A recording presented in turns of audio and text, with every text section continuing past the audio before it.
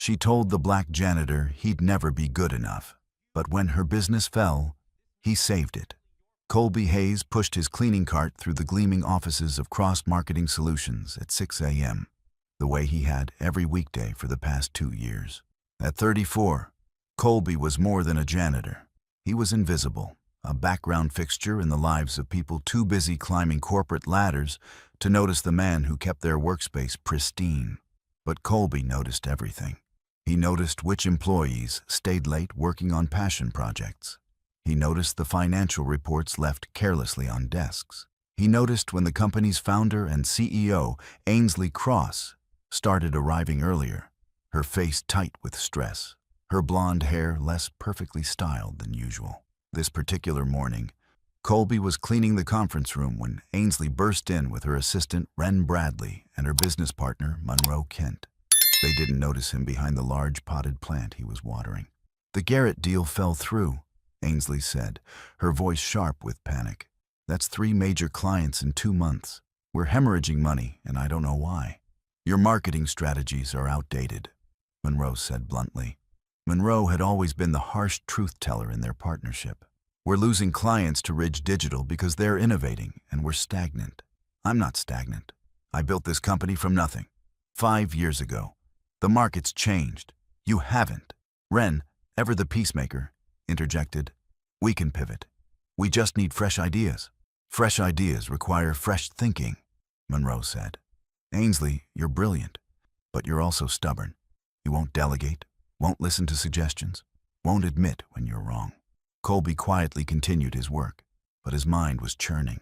He'd seen this coming for months. The outdated strategies, the client complaints, the internal dysfunction. And he had ideas, lots of them. Business strategy had been his specialty before everything fell apart. The meeting broke up with no resolution, and Ainsley stormed toward the door, directly into Colby's cleaning cart. "Watch it," she snapped, her stress finding an outlet. "You're always in the way. Can't you clean at normal hours like everyone else?" "I clean before office hours so I don't disturb anyone, Ms. Cross," Colby said evenly. "Well, you're disturbing me now?" She looked at him, really looked at him, for perhaps the first time in 2 years. "Do you even understand what we do here? This is a marketing firm. We deal with complex business problems. We're not just pushing brooms around." The dismissal in her tone was clear.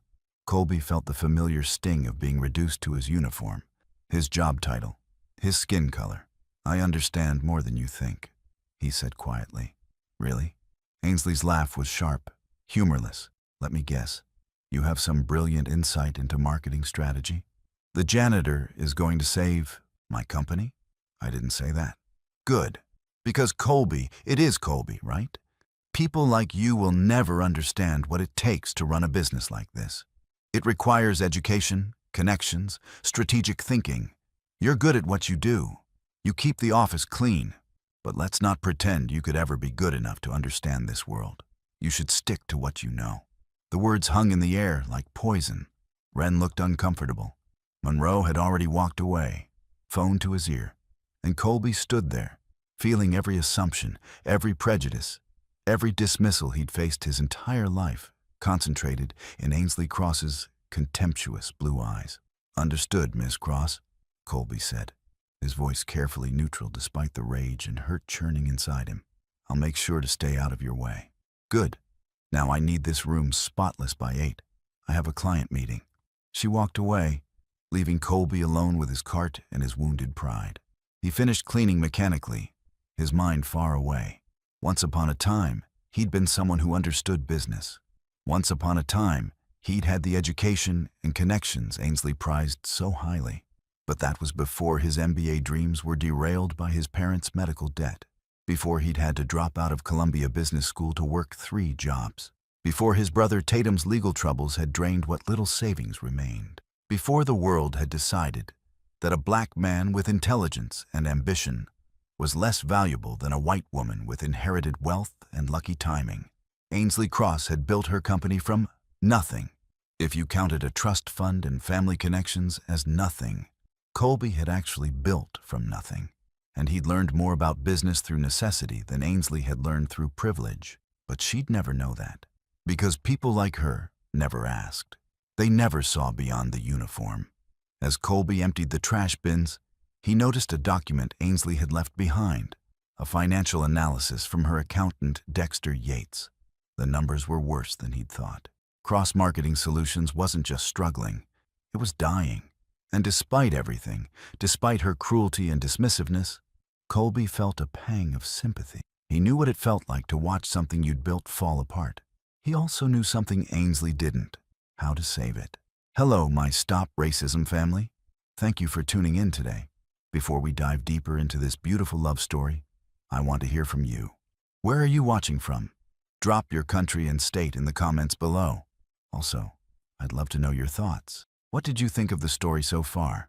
Do you believe love can truly conquer prejudice? Let us know in the comments. We love reading them. And trust me, your words motivate us to keep making these videos. Let's make this video reach at least 50 comments. Your support means the world to us, and it drives us to create even more meaningful content for you. So don't forget to comment, share, and keep spreading love. 3 weeks after the confrontation, Cross-Marketing Solutions lost another major client, this time Garrett Industries, which represented 20% of their annual revenue. Ainsley watched her business crumble with the helpless horror of someone who'd always believed success was her birthright. "We need to make cuts," Monroe said during an emergency partners meeting. "Staff layoffs, reduced office space, maybe sell some equipment. We can't just give up," Ainsley protested, though her voice lacked conviction. "I'm not giving up. I'm being realistic. We're 3 months from bankruptcy, Ainsley. 3 months." Her mother, Celeste, called that evening, her disappointment palpable even through the phone. "I knew you weren't ready to run a business. You should have married Sutton like I suggested instead of chasing this career fantasy." Sutton Merrick was Ainsley's ex-boyfriend. Old money, old attitudes, and old expectations that women should be decorative rather than ambitious. Ainsley had left him 2 years ago, determined to prove she could succeed on her own merit. "I'm going to fix this, Mother." "How? By wishing it better?" "Darling, you're 29 years old. You've had your adventure. Come home, reconcile with Sutton, and let the men handle business."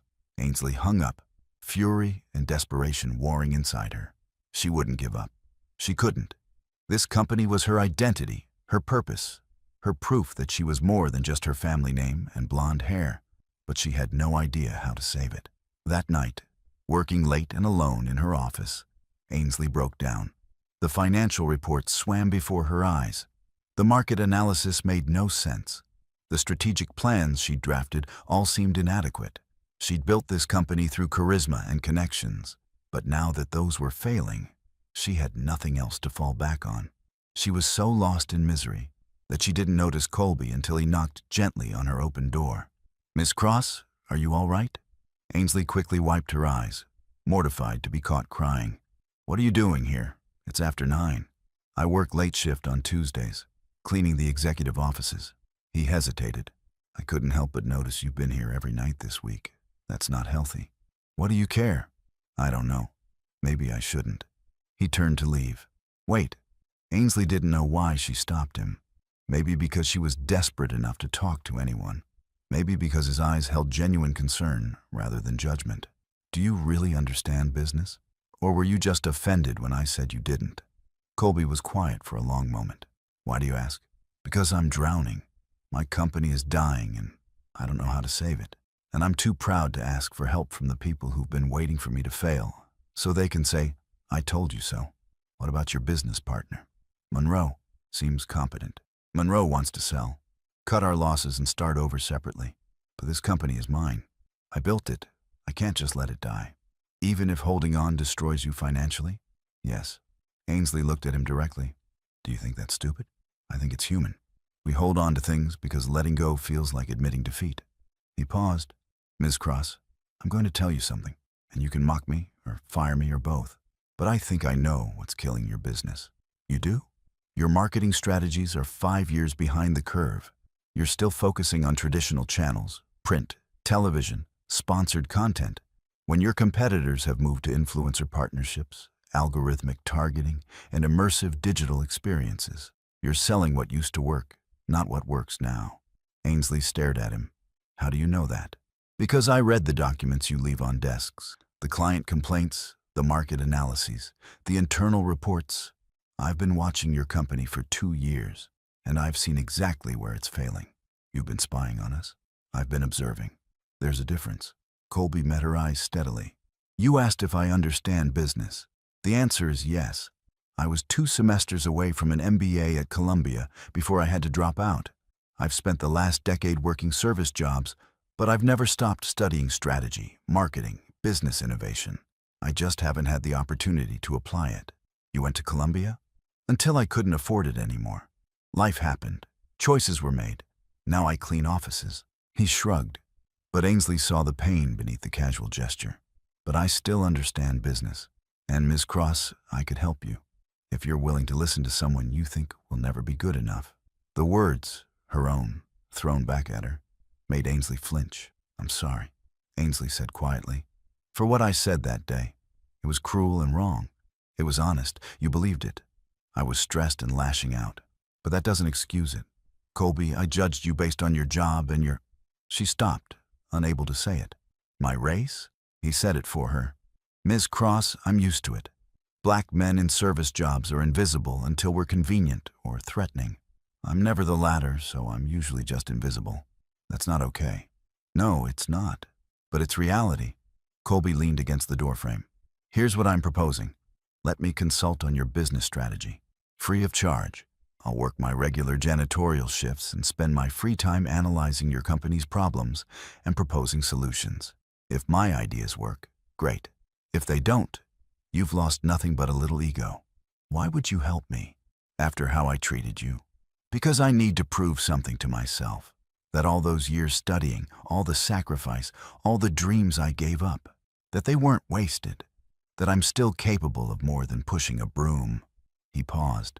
And because watching a business die is painful, even when the owner was cruel to me. Ainsley should have felt insulted. Instead, she felt humbled. Okay, but I'm paying you. Consultant rates.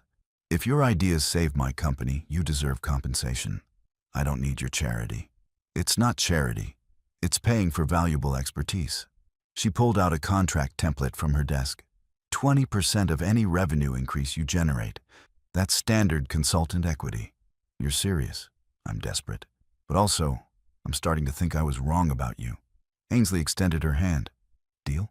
Colby hesitated, then shook her hand. His grip was firm, professional. Deal. But Ms. Cross, if we're doing this, I need complete access. Financial records, client files, strategic plans, everything. You'll have it. And Colby, call me Ainsley. If we're partners, we're equals. Over the next week, Colby transformed Ainsley's understanding of her own business. He spent his lunch breaks analyzing market trends. He stayed after his janitorial shifts, studying client data. He compiled reports that were more insightful than anything her expensive consultants had produced. Your biggest problem isn't your strategies, Colby explained during their first formal meeting. It's your target market. You're chasing Fortune 500 companies that want traditional prestige marketing. But that market is oversaturated and price competitive. You can't compete with firms that have 50-year reputations and unlimited budgets. So what do? Pivot to emerging businesses. Startups, tech companies, minority-owned enterprises. They need sophisticated marketing but can't afford the big firms. You're perfectly positioned to serve them, nimble enough to innovate, established enough to be credible. That's a complete business model change. It's survival. Ainsley, your current trajectory leads to bankruptcy in 3 months. This gives you a chance. Wren, who sat in on the meeting, was impressed. He's right. We've been competing in a space where we can't win instead of dominating a space that needs us. Monroe was less enthusiastic when Ainsley presented the plan. You're taking business advice from the janitor? I'm taking business advice from someone with actual insight. His Columbia pedigree is more prestigious than your state school MBA, Monroe. He didn't finish Columbia. Neither did Bill Gates finish Harvard. Maybe stop judging people by credentials and start judging them by ideas. Monroe's skepticism was shared by others. Dexter, the accountant, questioned Colby's financial projections. Jovi Chen, the head of client services, worried about alienating existing clients. Even Ramona West, Ainsley's best friend since college, expressed concern. Are you sure about this? Ramona asked over drinks. Ainsley, this guy is cleaning toilets. What if he's wrong? What if he's right? Ramona, I'm going to lose everything anyway. At least this way, I'm trying. Something different. And you're sure this isn't about something else? He's attractive, even I'll admit that. This is business, nothing more. But even as Ainsley said it, she knew it wasn't entirely true. Something was shifting between her and Colby. Respect, certainly, but also something deeper, more complicated, more dangerous. Implementing Colby's strategy required courage Ainsley didn't know she possessed. They had to rebuild the company's brand, retrain staff, and completely overhaul their client approach. The first month was brutal. Ridge Digital is mocking us on social media, Wren reported, showing Ainsley the tweets. Ridge Holloway, their primary competitor, had posted, CMS pivoting to emerging markets. Translation, they're desperate and chasing scraps. Sad. Let him mock, Colby said calmly. Ridge is looking backward at what we were. We're looking forward to what we're becoming. They landed their first new client, a Black-owned tech startup called Elevate, founded by siblings Tatum and Nadine Hayes. It wasn't until the contract signing that Ainsley realized the connection. Hayes? She said, looking at Tatum. Are you related to... Colby's my older brother, Tatum confirmed. He mentioned you were pivoting to serve businesses like ours. We need marketing help but can't afford the big firms. Your proposal was perfect. I had no idea Colby had a brother in tech. Colby has a lot you don't know about, Tatum said, his tone pointed. He's the smartest person I know, and the reason I'm here at all, he paid my legal fees 5 years ago when I was facing trumped-up charges. Cost him his Columbia tuition and his savings. He never told you that, did he? Ainsley felt shame wash over her.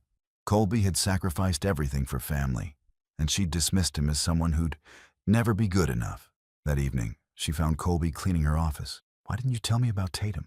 About why you left Columbia? Would it have mattered? Yes. No. I don't know.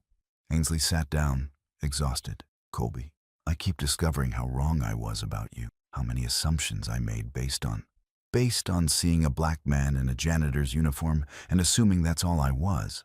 Ainsley, you're not unique in that. It's the default. But I should have been better. I pride myself on being progressive, on supporting diversity, on... She laughed bitterly. I'm exactly what I hate. A white woman with privilege who talks about equality while treating people like you as less than. You're learning. That's more than most people do. Is it enough? It's a start. Colby sat across from her, abandoning his cleaning cart. Ainsley, can I tell you something? The first time I saw you 2 years ago when I started this job, I thought you were the most beautiful woman I'd ever seen, but also the saddest. You were building something, but you looked so alone. I was alone. I am alone. This company is all I have. That's not true. You have Wren, who's loyal beyond measure. Ramona, who tells you hard truths. Even Monroe, in his difficult way, cares about your success. And you? Me? Colby smiled slightly. I'm the janitor who's too invested in his employer's success. You're more than that now. Am I? Ainsley, what happens when your company is stable? When you don't need my advice anymore? Do I go back to being invisible? The question hung between them, heavy with implications neither was ready to address. Before Ainsley could answer, her phone rang. Lennox Sterling from Beacon Bank. Ms. Cross, I'm calling about your loan extension request. Based on your latest financials and this new market strategy, the bank has decided to approve it. 12 months, same terms. Congratulations. Ainsley hung up in shock. We got the loan extension. We have breathing room. That's great. Colby stood to leave. You should celebrate. Celebrate with me, please. You're the reason we got this chance. They went to a small restaurant near the office. Nothing fancy, just a place with good food and quiet corners. Over wine and pasta, they talked about everything except business. Colby told her about growing up in Detroit, about his dreams of changing the business world, about his love for jazz and old movies. Ainsley talked about the pressure of her family's expectations, about Sutton's suffocating traditionalism, about her fear that she'd never be enough. You're already enough, Colby said. You just needed to believe it. Says the man who's been hiding his brilliance behind a cleaning cart for 2 years. Maybe we both needed to learn to see ourselves clearly, to stop accepting other people's definitions of our worth. Walking back to the office parking lot, their hands brushed. Neither pulled away. Instead, Ainsley laced her fingers through Colby's, the gesture both terrifying and natural. "This is complicated," she said. "Very complicated. People will judge us for the racial difference, the class difference, the employer-employee dynamic. Yes, are you okay with that?" Ainsley looked at their joined hands, pale and dark, privileged and self-made, once prejudiced and once dismissed.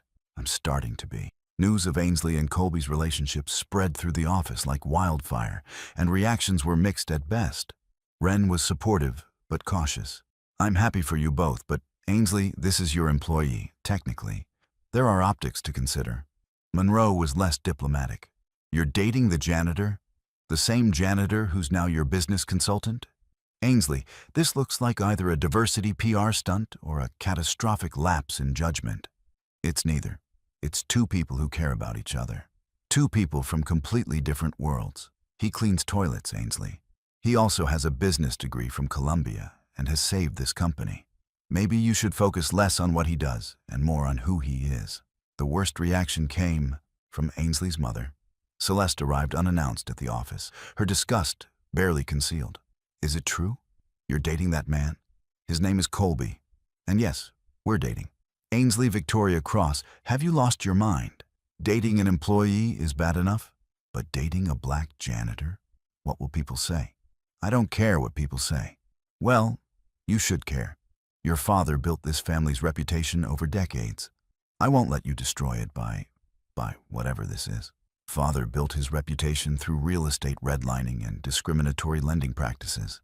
I know the truth about our family money, Mother. It's built on racism. Maybe it's time I start building something better." Celeste's face went white with rage. "If you continue this relationship, you're no longer welcome in our family. I mean it, Ainsley. Choose him and lose everything else." After her mother left, Ainsley found Colby in the supply room. He already knew. Several employees had made sure he overheard their conversations about how inappropriate the relationship was. "We can end this," Colby said quietly. "Ainsley, I'm not worth losing your family. You're worth more than a family that would reject me for choosing you." "Colby, my mother just revealed exactly what I suspected. That her objection isn't about professionalism or appropriateness. It's about race. And I won't validate that by walking away from you. But, no. I spent 29 years trying to please my parents, trying to fit into their narrow definition of acceptable. I was miserable. You make me happy. You see me, really see me. Not my family name or my trust fund or my usefulness. Just me. Why would I give that up?" The external backlash was even more intense. Ridge Digital's social media attacks became personal, mocking Ainsley's diversity hire boyfriend and suggesting the relationship was a desperate publicity stunt. Conservative business blogs picked up the story, using Ainsley and Colby as symbols of everything wrong with woke corporate culture. Even progressive outlets questioned the ethics of an employer-employee relationship, regardless of race. "We need to address this publicly," Wren suggested. "Make a statement. Control the narrative. Or we ignore it," Colby countered. "Give them nothing to feed on." "They'll feed anyway," Ainsley said. "At least if we tell our story, it's our truth, not their speculation." They did a joint interview with a business magazine, carefully addressing the relationship. Ainsley talked about learning from her own prejudices. Colby discussed the reality of being a black man with credentials who still faced discrimination. They both emphasized that their relationship was built on mutual respect and shared vision for the company. The interview went viral. Some people praised their honesty. Others condemned them as naive or calculating. Sutton, Ainsley's ex, posted a scathing response calling her a race traitor who'd lowered herself for attention. "I'm sorry," Colby said, reading the comments. "This is so much worse than I imagined. Don't apologize." "Colby, these attacks say everything about the attackers and nothing about us. We're doing nothing wrong. We're challenging their worldview. To people like your mother, like Sutton, like Ridge, I'm supposed to stay in my place, cleaning, serving, invisible, and you're supposed to marry someone appropriate. By loving each other, We're threatening the entire social hierarchy they depend on. Good. Let's threaten it more.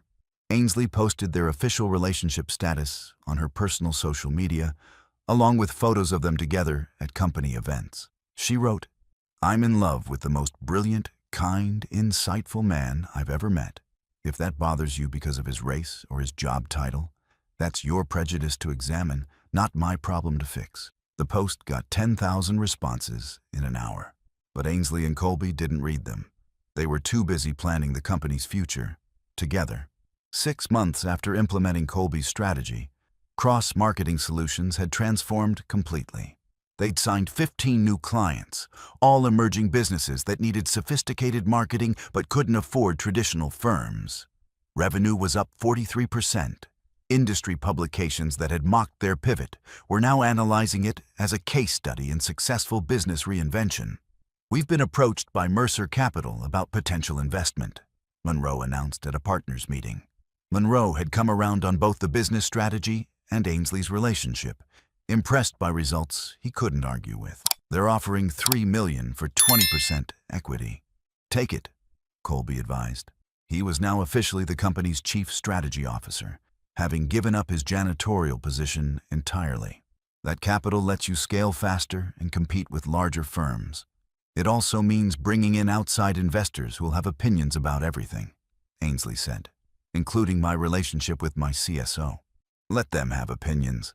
The numbers speak for themselves." The Mercer deal closed within a month, and suddenly, Cross-Marketing Solutions was the story everyone wanted to cover. Business magazines profiled Ainsley as an innovative leader who'd pivoted successfully. Tech blogs praised their focus on diverse, emerging businesses.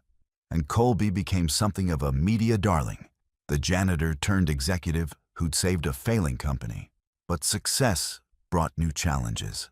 Colby struggled with imposter syndrome, constantly feeling like people were waiting for him to fail, to prove that a black man from Detroit with an incomplete education didn't belong in executive suites. "They're watching me differently than they watch Monroe or Dexter," Colby told Ainsley one evening in her apartment. He'd moved in 3 months ago, their relationship progressing naturally despite external scrutiny, waiting for mistakes, questioning every decision. "Monroe can make 10 bad calls and he's taking calculated risks.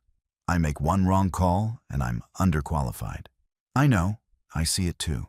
The board member who asked if you had references, the client who requested to speak with a senior strategist despite you being CSO. The reporter who described you as Ainsley's controversial hire. She took his hands. "How do we fight that?" "We don't.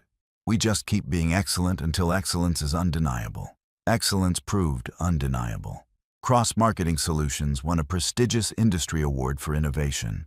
They were featured in Forbes. They doubled their staff. And through it all, Colby's strategies drove growth that even skeptics couldn't question. Tatum's company Elevate became a major success story, partly due to the marketing Cross-Marketing provided. At the launch party for Elevate's Series B funding, Tatum gave a speech thanking Colby publicly. "My brother sacrificed everything to give me a chance when the world had written me off. He paid my legal fees when he couldn't afford his own education. He believed in me when no one else did.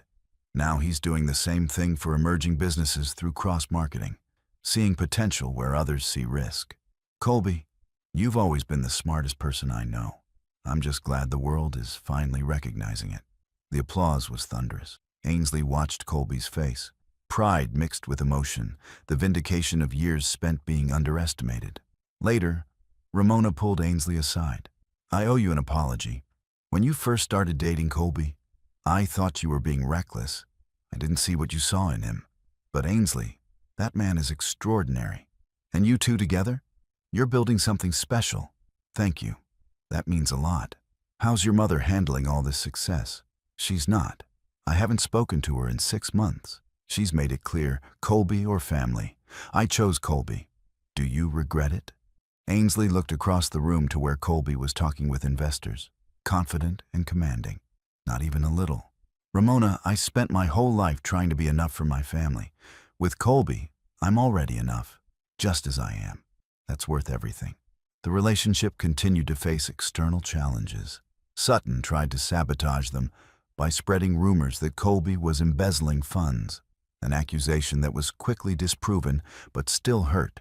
Ridge Digital attempted corporate espionage, trying to steal Cross-Marketing's client list and strategies. And conservative business groups used Ainsley and Colby as examples of politically correct hiring, destroying meritocracy. But internally, the company thrived.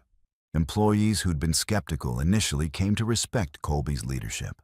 Wren became his strongest defender, calling out microaggressions and ensuring he had the same authority as other executives. Even Monroe admitted publicly that hiring Colby was the best decision Ainsley had ever made. "We're not just a success story," Monroe told a reporter. "We're proof that talent exists everywhere if you're willing to look beyond traditional credentials and comfortable demographics." Colby Hayes is brilliant. Anyone who can't see that is blinded by their own prejudice. The quote went viral, becoming a rallying cry for diverse hiring practices across the industry. How's this story hitting you so far? Tell us in the comments. If you're loving it, type 1. If not, type 0. We want to know what you think. 2 years after that morning in the conference room when Ainsley had dismissed Colby as someone who'd never be good enough, Cross-Marketing Solutions was valued at $15 million. They'd expanded to 3 cities, employed 60 people, and were considered industry leaders in marketing for emerging businesses. And Colby was planning to propose. "Nervous?" Tatum asked, helping Colby pick out rings at a jewelry store in Manhattan. "Terrified. What if she says no? Have you met your girlfriend? Ainsley looks at you like you hung the moon. She's not saying no." But Colby's fear wasn't really about rejection. It was about everything a proposal represented. Marriage to Ainsley meant permanently joining their lives, facing judgment together forever, raising children who'd navigate the complexities of biracial identity in an America still deeply divided by race. "What if I'm not enough?" Colby asked. "Not for her, but for the life she deserves." Ainsley could have anyone, someone from her world with her background. She chose you. She lost her family for you. She built a business with you. Stop questioning whether you're enough and start accepting that you are. Colby bought a simple platinum ring with a single diamond, elegant, understated, perfect for Ainsley. He planned to propose at the company's 3rd anniversary party, surrounded by the people and business they'd built together. But Ainsley had her own plans. The night before the party, she found Colby in their apartment, clearly anxious about something. "What's wrong?" "Nothing. Just thinking about tomorrow. Big milestone."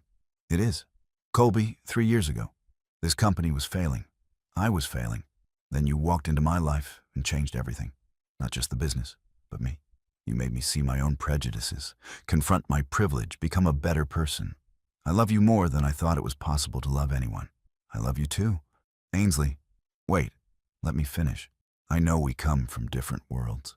I know our relationship challenges people's expectations. I know we'll face judgment and discrimination and challenges. But I also know I want to face all of it with you.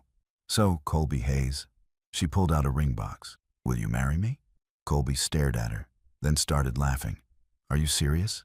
"Completely serious. Is that a yes?" "Hold on." Colby pulled out his own ring box. "I was planning to propose tomorrow at the party." "You were?" "I was. So now we have a dilemma. Do we both propose? Do neither of us propose? Do we flip a coin? How about we both say yes?" Ainsley opened her box, revealing a platinum band. "Yes, I'll marry you, if you'll marry me." "Yes," Colby said, tears in his eyes. "Forever yes." They put the rings on each other, laughing and crying simultaneously. 2 people who'd found each other across every barrier society erected. The next day, they announced their engagement at the company party. The response was overwhelmingly positive.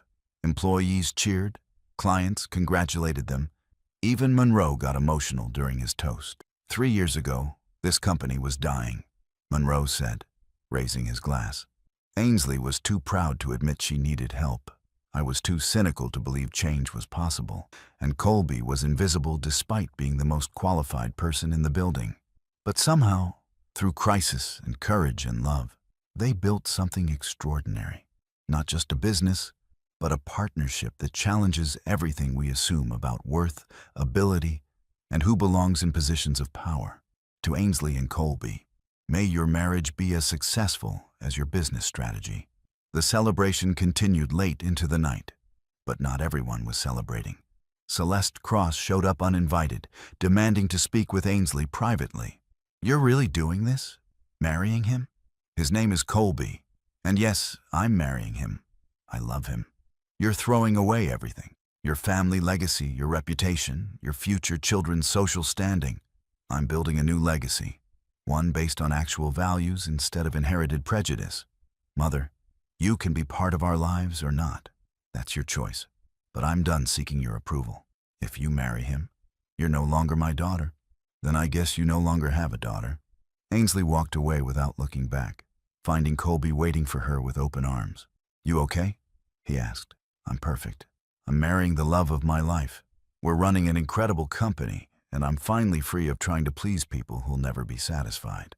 Colby, I've never been better." 6 months later, Ainsley and Colby were married in a ceremony that reflected both their styles, elegant but unpretentious, traditional but innovative, honoring their different backgrounds while celebrating their shared future. The guest list was carefully curated. Wren served as Ainsley's maid of honor, having become one of her closest friends. Tatum was Colby's best man, proud of his brother's journey from janitor to executive to husband.